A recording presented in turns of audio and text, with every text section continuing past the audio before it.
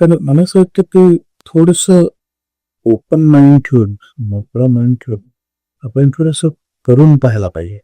ध्यान, ध्यानमय योगासन आणि त्याची ध्यानमय जगण्यामध्ये कसं रूपांतर होतं त्याची प्रचिती घ्यायला पाहिजे. त्याला प्रचितीचं शास्त्र आहे. या जगामध्ये चांगल्या प्रकारे वावरायचं असेल, त्याला यशस्वी व्हायचं असेल, ताणतणाव दूर ठेवायचे असतील, तर आपल्याला स्वतःला समजून घेणं खूप गरजेचं असतं.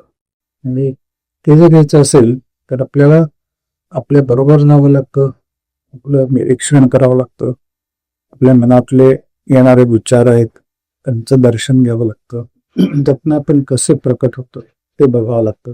नुसतंच काहीतरी मेकॅनिकली ध्यान करण्याने फारसं साधणार नाही.